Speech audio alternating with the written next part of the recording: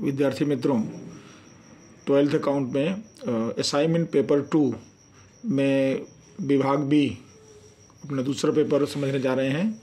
तो इसमें देखते हैं प्रश्न नंबर 11, भारित औसत लाभ अर्थात क्या। तो आप इसकी व्याख्या दे सकते हैं या इसका परिभाषा कर सकते हैं।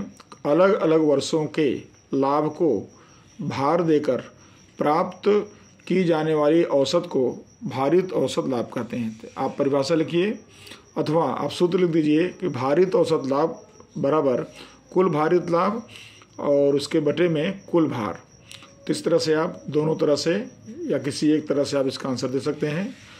और उसके बाद है प्रश्न नंबर 12वें प्रश्न में दिया है एकत्रित लाभ का वितरण किस प्रकार होता है।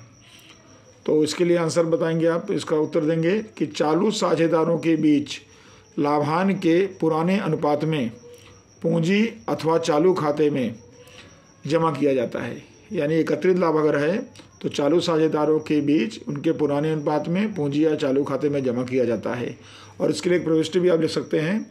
प्रविष्टि इस तरह से होगी लाभांश खाता उधार साझेदारों के पूंजी अथवा चालू खाते का। तो इस तरह से प्रविष्टि के आधार पर और अथवा तो आप इस तरह से परिभाषा के आधार पर इसको आंसर दे सकते हैं। उसके बाद आता है प्रश्न नंबर 13 प्रश्न में है नए साझेदार को अपने भाग की ख्याति क्यों देना आवश्यक है। तो प्रवेश के समय पूछा गया है कि ख्याति क्यों देना आवश्यक है। तो इसके लिए आप आंसर बनाएंगे इसका कि पीढ़ी के भविष्य में लाभ में हिस्सा लेने का अधिकार प्राप्त करने हेतु, यानी जो नया साझेदार आएगा उसको भविष्य में पीढ़ी में लाभ का उसको हिस्सा दिया जाएगा। तो इस उद्देश्य से उसको साझेदारी पीढ़ी में ख्याति देना प्रवेश के समय अनिवार्य माना जाता है। इसके अलावा उसकी संपत्तियों में अधिकार भी होता है। तो आप ये एक वाक्य में इसका आंसर इस तरह दे सकते हैं। उसके बाद आता है प्रश्न 14। तो प्रश्न 14 क्रमांक 14 में आप ये है प्रश्न नंबर 14, साझेदारी पीढ़ी की विसर्जन की रीतियाँ बताइए। तो साझेदारी पीढ़ी की 2 रीतियाँ हैं, एक है सामान्य विसर्जन और दूसरा है अदालत द्वारा विसर्जन। उसके बाद प्रश्न क्रमांक 15 है और 15वां प्रश्न ये आप पढ़ेंगे कि शेयर का अधिअभिदान अर्थात क्या।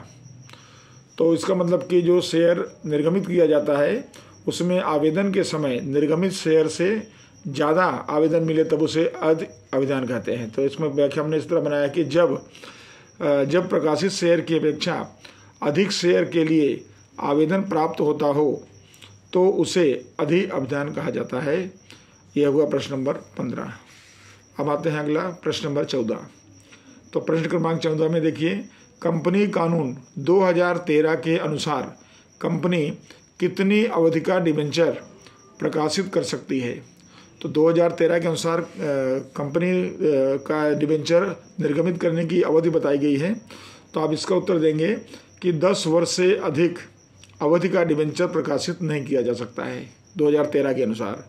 एक दूसरा पॉइंट इसमें बताएंगे आप कि यदि कंपनी इंफ्रास्ट्रक्चर में प्रोजेक्ट में कार्य कर रही है तो ऐसी कंपनी अधिक से अधिक 30 वर्ष की अवधि तक जो है डिबेंचर निर्गमित कर सकती है, प्रकाशित कर सकती है। तो 2 कंडीशन है, सामान्य के लिए 10 वर्ष है और उसके अलावा इंफ्रास्ट्रक्चर के प्रोजेक्ट में काम करने वाली कंपनी है तो उसको 30 वर्ष से अधिक की समय की मर्यादा नहीं है। तो 30 वर्ष से अधिक 30 वर्ष की अवधि उसके लिए निश्चित है। उसके बाद प्रश्न नंबर 17 है पक्षकारों के आधार पर वित्तीय विश्लेषण के प्रकार बताइए।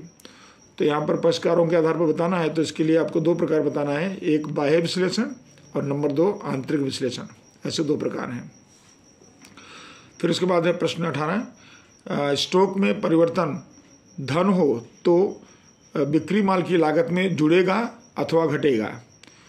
तो यहाँ आपको स्टॉक परिवर्तन यानी होता है प्रारंभिक स्टॉक माइनस अंतिम स्टॉक। तो वो परिवर्तन अगर धन में आता है तो जुड़ना चाहिए और माइनस में आता है तो घटना चाहिए। तो यहाँ पर लिखा गया है कि परिवर्तन अगर धन हो तो बिक्री माल की लागत में उसे जोड़ा जाता है।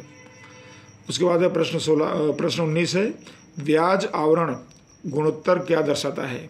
तो ब्याज आवरण गुणोत्तर के लिए बताएंगे कि ब्याज और आयकर पहले का लाभ और दीर्घकालीन दायित्व पर ब्याज का संबंध दर्शाता है, क्योंकि इसका सूत्र इस तरह से है।